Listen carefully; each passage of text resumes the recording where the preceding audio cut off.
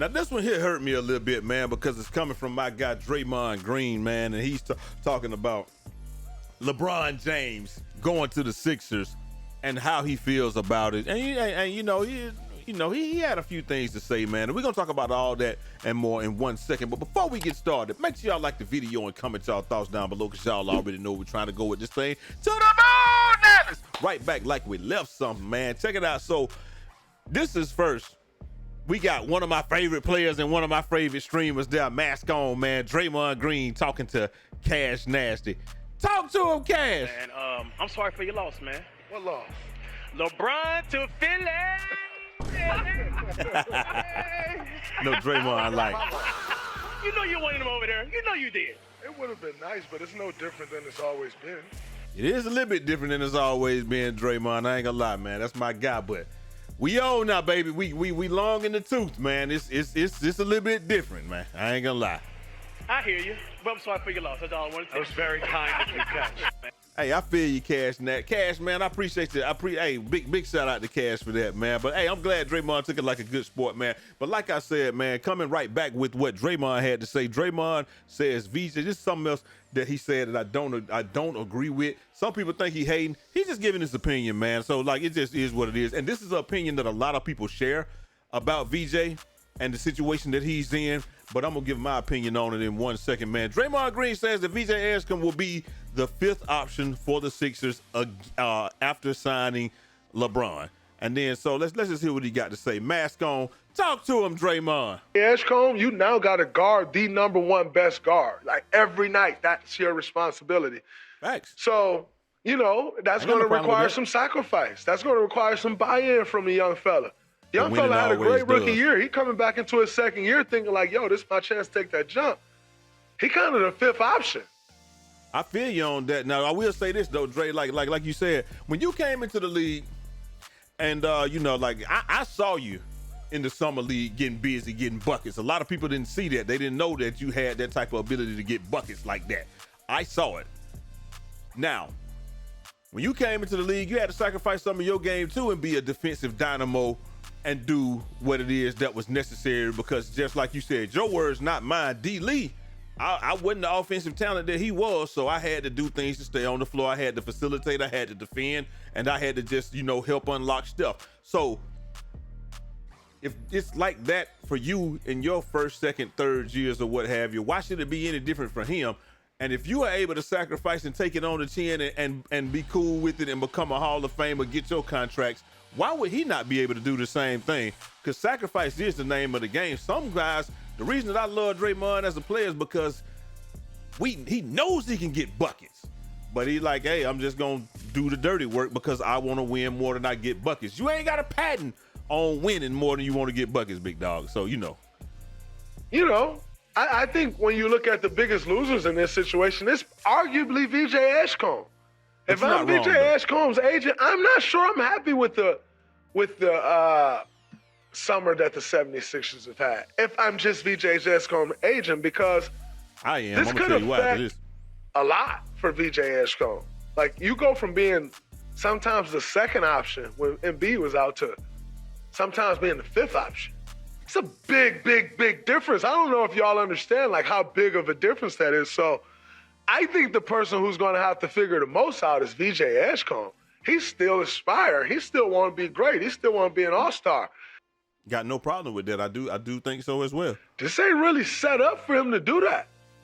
So he's going to have some figuring out to do, and I think this team is going to have some figuring out to do. It's not just like, all right, everything's good as go. No, you got to make some stuff work. You got to move some stuff around. That's a fact, but they already have said that LeBron's going to be playing point guard, so that's the first thing that they have moved around, and he's going to be doing the majority of the facilitating to unlock Maxey, to help unlock Edgecombe, to help Edgecombe. Hey, you can get your buckets. You don't even got to think about it on the offensive end. All you got to do is do your thing, play defense, and we're going to find you in the spots. And who's to say like it's not going to be how it was with Kuzma, where Kuzma was scoring like 20 points a game, man, and that's off 2-3 runouts from LeBron a night. Let's say he's getting 4 runouts from LeBron a night. That's the difference between 12 points a game and 20 points a game. And then we saw what happened. Kuzma got his contract. Well, he took a lesser role because LeBron was there, won the title, got his contract, and he got paid through the nose. Same thing with Jordan Poole. He came out there, did his thing, got his contract, played second fiddle, got his contract, and then got paid through the nose to go to Washington. So, but then those guys ain't been the same since they left. So I don't know if that's always the best thing either, chasing the money. But it is what it is. Continue. You're gonna have to figure some stuff out. You're gonna have to put a good system into place. So, love the moves, love the roster. I rock sometimes with it. So much talent and so many pieces can be a problem. Have to figure it all out. But needless to say, I don't think it's that much talent, but they do have some figuring out to do. I think they definitely. Let's drop that. But he said, I don't think it's that much talent or that much of a problem. I don't think it's that much talent, but they do have some figuring out to do. I think they definitely got some figuring out to do. I don't think pieces it's that can much be a talent. problem. What? Have to figure it all out. Did But he say needless to that? say, I don't think it's that much talent, but they do have some figuring out to do. He must be saying, I don't think it's that I think big of they an definitely issue. got some figuring out to do. Because we'll see. They definitely got some figuring out to do, and he must have been saying, I don't think it's that much of an issue, or what, or that it's gonna be that much of a problem, or what have you, man. That must have been what he was meaning, man. But we gonna go to VJ Edgecombe, man, and just talk about his stats and stuff like that, man. Like last year, this was VJ Edgecombe last year. This is not your typical rookie, man. Most rookies ain't hitting 16 points a game, and the reason that he was the second option, he should have been the fourth option, if not the fifth option last year. But the only reason he wasn't is because Joel Embiid and playoff P couldn't stay on the court. That's the reason. Had they been able to stay on the court, he would have been developed just like a regular rookie. He would have been the fourth or fifth option some nights, and that's just what it would have been. And he would have had no reason to expect it to be otherwise this year. Now, the only thing that you're doing is replacing Paul George with Jaylen Brown. So that situation didn't change. He's still the fourth option. LeBron is the point guard. I seriously doubt that LeBron is going to look to be one of the first three. I think LeBron is just going to take a whole back seat unless Embiid is in a spot where he can't stay on the court.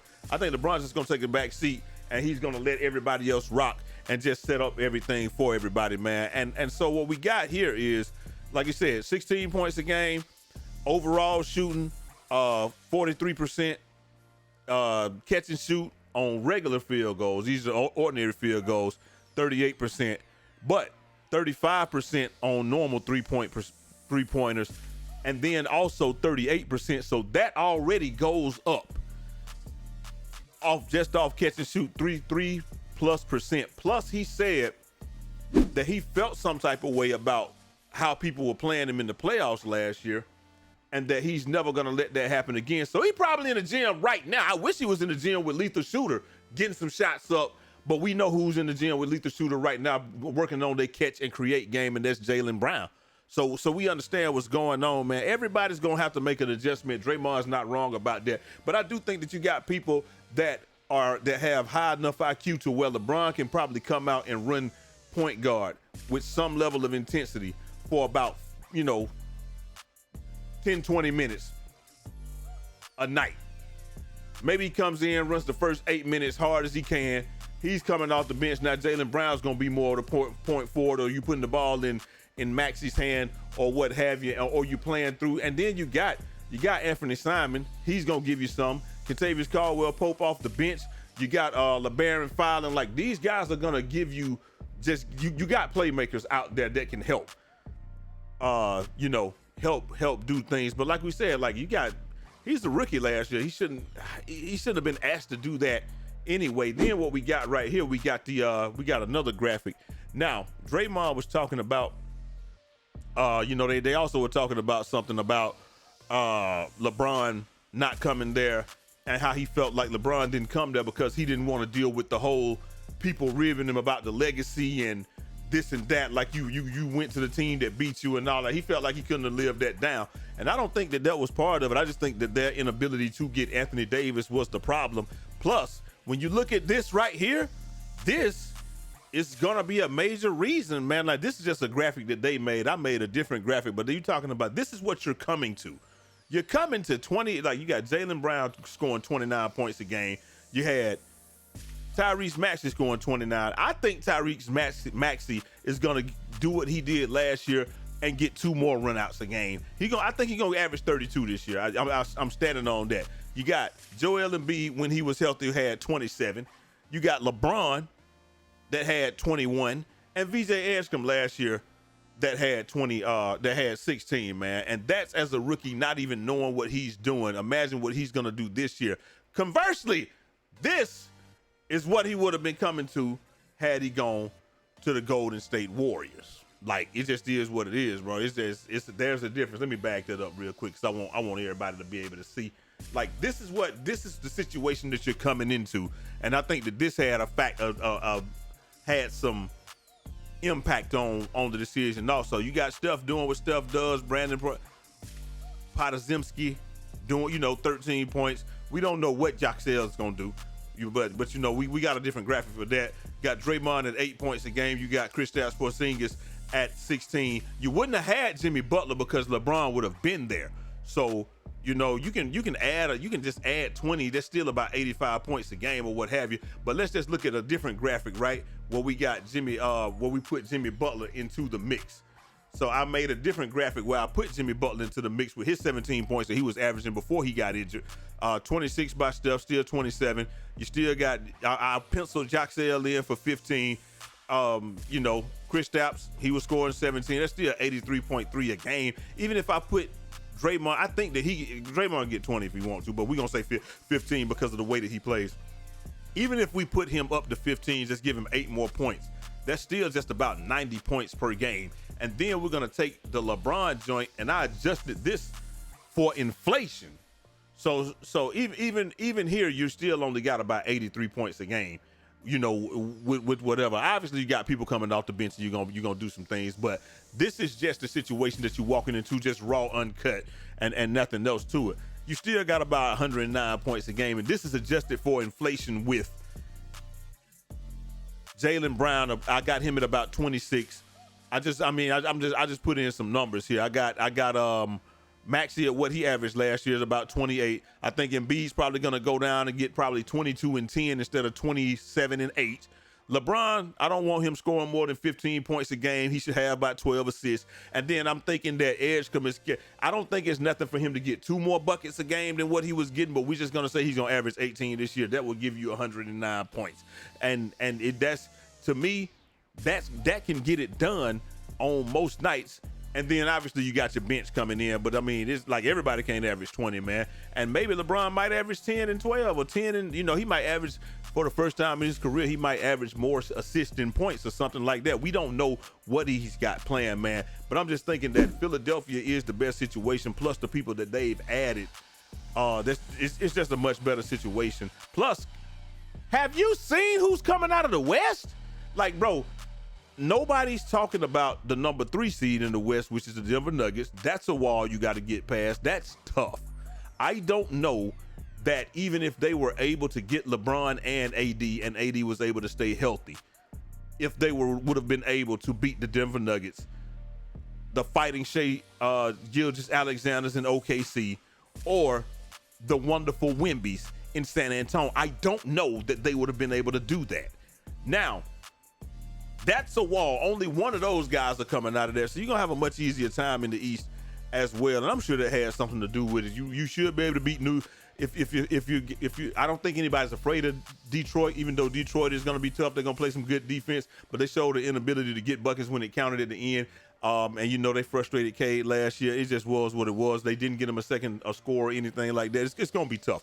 Boston Celtics, you're just hoping that you'll be able to beat Jason Tatum and Paul George. Like, you're just hoping that you'll be able to beat that. Plus they lost, we'll see how that goes. The New York Knicks, they won the thing, and they was a 3 seed. And a lot of people are saying that the 76ers will probably end up being the 3 seed, but the New York Knicks, they ran the table. The only people that beat them was the Hawks. We beat them twice. And then they just ran the table, and they won the whole thing as a 3 seed, which proves that you just got to be healthy going into the playoffs. Cleveland not worried about, Toronto not worried about, definitely not worried about my Atlanta Hawks. Like I said, the Sixers, they are the Sixers. Jason Williams said that he'd think that they are going to finish behind the Orlando Magic, which I would probably agree with, because the Orlando Magic are big, but they never are able to put it together all the way. Like, they could beat anybody in the playoffs, but just during the regular season, they just never seem to really put it together, man. So I don't agree with that. And the Heat, they're going to be better, but I don't know how much better. And at the end of the day, we know that people are just going to build a wall against Giannis, and bam, that's going to take away 75% of their offense, and then I just don't see how they're going to win unless they're going to be like that old Shaq commercial where it was 0-0, and then Shaq scored at one point at the end, he won. But y'all let me know what y'all think down in the comment section, man. Was Draymond right or was he hating? I don't think he hating, man. That's my guy, so I seriously don't think he hating. But for the people that was hating, man, like, people, I'm still talking about that thing yesterday when people was like, LeBron, they ain't seen him play no defense or whatever. Bro, we going mask on real quick. They act like this didn't happen last year. 25 seconds to go in the game in the fourth quarter. LeBron's sprinting down court. Hold on, let me go right here.